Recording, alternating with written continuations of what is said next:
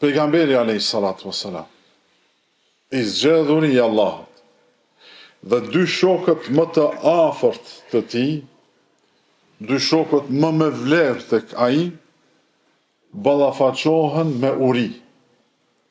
Bismillahirrahmanirrahim.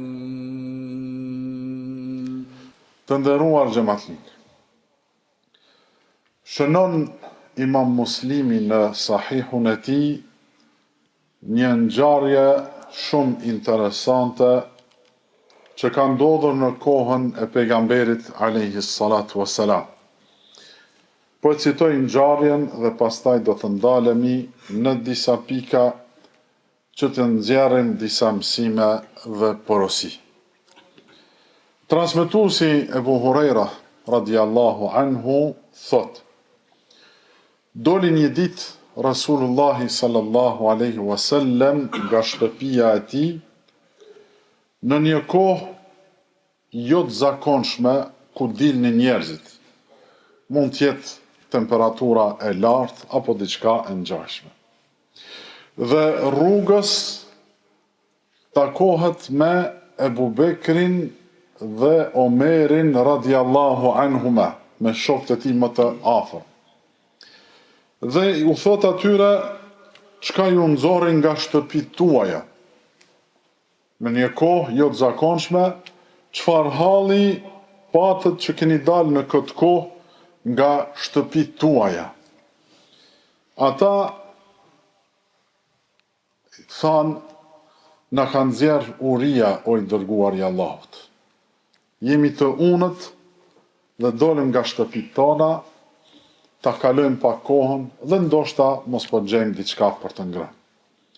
Pejgamberi alayhis salatu wassalam tha: pasha Allahun, edhe mua më ka nxjerr nga shtëpia ajo çka ju ka nxjerr juve. Pra dhe pejgamberi alayhis salatu wassalam kishte dalë nga shtëpia e tij në atë kohë jo të zakonshme, sepse ishte i uritur. Dhimbjet e urisë e kishin nxjerr nga shtëpia pejgamberin alayhis salatu wassalam. Pastaj u thot Ebu Bekrit dhe Omerit: e jani të shkojmë tek një sahabi prej ensarve, prej banorëve të Medinës, që quhej Ebul Haytham. Dhe shkojnë te shtëpia e këtij sahabiut dhe i bin derës, i trokasin në derë. Del gruaja e Ebul Haythamit dhe gëzohet e thot: marhaban, mirë se keni ardhur. Thot Ebul Haythami: sa s'ka arrit, ka shku që një kohë dhe tash do të vi, ka shku që të marr ujë, na sjell ujë. Dhe pa u vonu, arriti Ebul Haythami me gomarin e tij të ngarkuar me ujë. Ebul Haythami, ky sahabiu i nderuar, kur e sheh pejgamberin alayhis salatu wassalam dhe shokët e tij, gëzohet shumë dhe thot: mirë se më keni ardhur.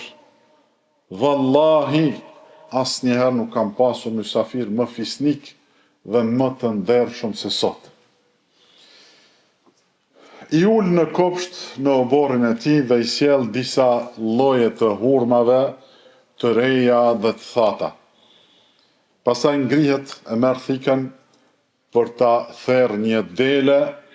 Pejgamberi alayhis salatu wassalam duke shku i thot: mos e therr, kur e kupton pra që shkon me therr një dele, thot: mos e therr delen që milet, po therrë një të moshuar apo ndonjë shterp. Pasi e therr, ashtu siç i tha Rasulullahi sallallahu alaihi wasallam, u apjek dhe u asjell para tyne. Pejgamberi alayhis salatu wassalam dhe Ebu Bekri e Omeri hangrën nga mishi dhe hurmat dhe pin ujë të freskët. Pastaj pejgamberi alayhis salatu wassalam u tha: pasha Allahun, betohet pejgamberi alayhis salatu wassalam, pasha Allahun, do të pyeteni për këtë mirësi tek Allahu ditën e Kiametit.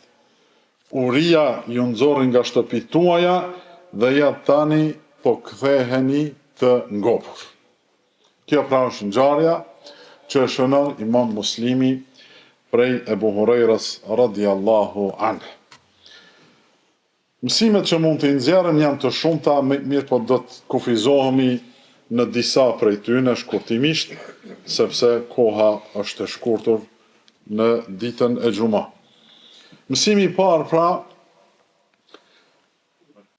pejgamberi alayhis salatu wassalam, i zgjedhur i Allahut, dhe dy shokët më të afërt të tij, dy shokët më me vlerë tek ai, ballafaqohen me uri. Njerëzit më të mëdhenj të historisë ballafaqohen me uri, kanë qenë të unët. Pejgamberi alayhis salatu wassalam, krijesa më e mirë dhe më e ndershme, krijesa më e dashur e Allahut subhanahu wa taala. Pastaj Ebu Bekri dhe Omeri, shokët më të afërm të tij, që pak më vonë, disa vite më vonë, u bën udhëheqësit më të suksesshëm të khilafetit islam. Këta pra po sprovohen me diçka që sot as kujt nuk i mungon. Ndoshta asnjëherë edhe nuk na ka munguar në jetën tonë. Ndoshta asnjëherë nuk na ka dhimbt barku, shkaku i urisë, përveç se kur kemi qenë agjërushëm dhe jo nga varfënia. Këta burra të mëdhenj po sprovohen me skamje të thellë, me uri, saqë dhimbjet e saj po i nxjerrin nga shtëpitë e tyre. Subhanallah. Ne sot jemi njerëz të thjesht, mirë po nuk na mungon asgjë. Nuk na mungon as haja, as pija, ndoshta më shumë na pengon haja edhe pija, sepse e marrin me tepric sesa në të kundërtën. Nuk na mungon vendbanimi, nuk na mungojnë as lukset, po me gjithë këto të mira, ende shumica e njerëzve ankohen. Me këtë takohesh, ankohet. Nuk e kam këtë, po mungon kjo, ta kisha pas edhe këtë, ta kisha pas edhe atë. Ankohemi, ende gjejmë për të thënë diçka. Neve në të vërtet na mungon diçka ma e rëndësishme. Na mungon se nuk dim të kënaqemi me atë që kemi. Kemi shumë dhe nuk i shfrytëzojmë ato të mira, nuk i falenderojmë mjaft ato të mira, dhe kjo neve po na mungon. Po na mungon se nuk dim të kënaqemi. Dhe kjo, do të thonë, shihet se si vrapojmë pas dynjas, sikur mos kishim për të ngrënë edhe për të pi. Vrapojmë, ngasim, përgatitemi, sakrifikojmë, lodhemi.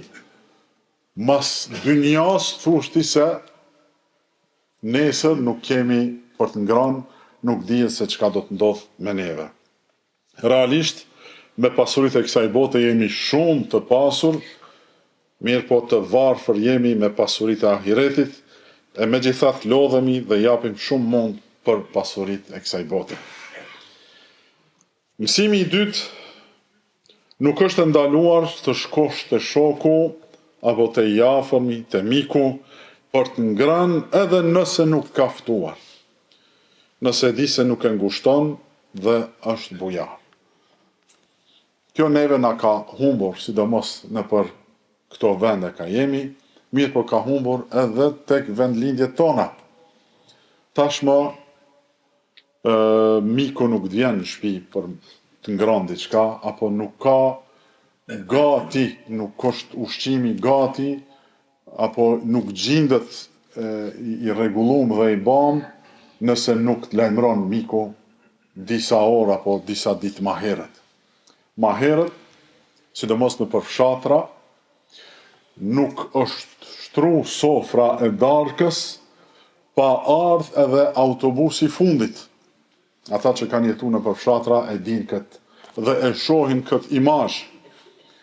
Ka ardh autobusi i fundit në fshat, janë prit udhëtarët të zbresin, kanë prit edhe një copë kohe, nëse nuk ka ardh askush, atëherë janë ullë me ngrënë së bashku. Pse? Sepse mundet me ardhë ndonjë mik, ndonjë afër, ndonjë njip, ndonjë daj, dhe edhe nëse nuk ka tregu. Këto kanë humbë, edhe me këto ka humbë edhe bereqeti. Pra me shkua të shtëpia e mikut, edhe pa e paralajmërua, shkon, nëse është mirë, nëse nuk është, kthehesh, ti e ke ba tëndën, ti e ke fitu sevapin e vizitës për hir të Allahu subhanahu wa ta'ala. Pra nuk është e ndalume për me shku të dikush tjetër, nëse nuk është i varfur, nuk ka asgjë dhe është bujar. Besimtarët duhet ta vizitojnë njëri tjetrin, t'ja hapin zemrën njëri tjetrit, të diskutojnë në mes vete për problemet dhe sfidat e jetës, të konsultohen dhe të këshillohen në mes vete. Mësimi tjetër, Ebul Haythami, ky sahabiu i nderuar nga Medinja, thot, asnjëherë nuk kam pasur mysafir më fisnik, më të ndershëm dhe më të shtrenjtë se sot. Ashtu është vallahi. As ai e as kush tjetër nuk ka pas mysafir më me vlerë se sa ai që i pat atë ditë. E ka pas mysafir Rasulullahin sallallahu alaihi wasallam. Zotrin e bijve të Ademit. E ka pasur atë që Allahu azza wa jall në shumë vendet në librin e tij e lavdroi. Pejgamberi alayhis salam është lavdruar shumë herë në Kur'an, cilësitë e tij, virtytet e tij, po edhe personaliteti i tij. Allahu azza wa jall thot: "Wa innaka la'ala khuluqin 'azim." Ti me të vërtet o Muhammed e posedon e ke moralin më të lartë, më të mirë. Në një ajet tjetër thot: "Wa ma arsalnaka illa rahmatan lil alamin." Dhe nuk kemi dërguar ty o Muhammed vetëm se mëshirë për të gjithë.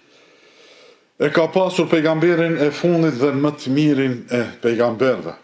Me të ishte Ebu Bekri, udhëheqësi i parë i muslimanëve, pas Rasulullahit sallallahu alaihi wasallam, njeriu më i mirë i të gjitha kohërave pas pejgamberëve të Allahut. Ebu Bekri ka qenë i dyti pas pejgamberëve të Allahut alaihimus salatu wassalam. Me të ishte edhe Omeri radiallahu anhu, khalifi i dyti muslimanëve. Rasulullahi sallallahu alaihi wasallam për Omerin ka thënë, po të kishte pasur pejgamber pas meje, do të ishte Omeri. Omeri, simboli i drejtësisë që nuk e mohon askush. Çfarë nderi ka qenë për Ebul Haythamin, vizita këtyre burrave të mëdhenj. Allahu na mundsoft të i shohim në xhennet këta, masi nuk e kemi pas rastin të i shohim në dynja. Elusim Allahu subhanahu wa ta'ala na bëj që të i shohim në xhennet pejgamberin alayhis salatu wassalam dhe shokët e tij. Mësimi tjetër, kujdesi Rasulullahit sallallahu alaihi wasallam. Nuk deshi pejgamberi alayhis salatu wassalam ta ngushtojë Zotin e shtëpisë. I tha mos e therr delën që milet, mos e therr një dele që shfrytëzohet ndryshe ajo. Po shiko ndonjë shtert, ndonjë të moshume që mos ta dëmtoj. Pejgamberi alayhis salatu wassalam ka qenë shumë i kujdesshëm, ka qenë i lehtë dhe çdo herë ka tregu kënaqësi kudo që ka shkuar. Çdo gjë që i është dhënë përpara e ka marrë, nuk e ka refuzuar, nuk e ka nënçmuar. Përkundrazi e ka falendëruar atë mirë që ja kanë dhënë dhe ja ka vlerësuar. Mësimi tjetër, pejgamberi alayhis salatu wassalam u kujton këtë mirësi të Allahut shokëve të tij dhe të gjithë neve, Ebu Bekrit dhe Omerit dhe të gjithë neve. U thot për këtë mirësi do të pyeteni. Pra duhet të tregohemi mirënjohës dhe falenderues. La in shakartum la azidannakum. Allahu azza wa jalla po thot, nëse i falenderoni të mirat e mia, unë do t'ju shtoj ato. Pra, pse u ngopën, dolën nga shtëpitë e tyne të uritur, dhe pas pak kohë u ngopën, u ngjin. Pejgamberi alayhis salatu wassalam po thot, wallahi për këtë mirësi Allahu do t'ju pyet. A keni qenë falenderues apo e harruat këtë mirë të Allahut? A thatë elhamdulillah? A ja ditët Allahut Azza wa Jall këtë mirësi? A e falenderuat me gjuhë dhe me trupin tuaj? Subhanallah, sa të mira na ka dhënë Allahu Azza wa Jall, edhe harrojmë apo na lidhet gjuha të themi elhamdulillah. Do të themi vazhdimisht elhamdulillah, sepse mirësitë e Allahut na janë dhënë me bollëk. Ndoshta është edhe sprovë për neve, apo falenderojmë mjaftueshëm apo jo. Mos ta harrojmë falenderimin e Allahut, se mund të na merr mirësitë e veta ashtu siç na I ka dhënë. Elusim Allah subhanahu wa ta'ala na bëj robër falenderues. Elusim Allahun Azza wa Jall na jep sinqeritet në fjalë dhe në vepra. Aqulu ma tasma'una wastaghfirullaha li wa lakum.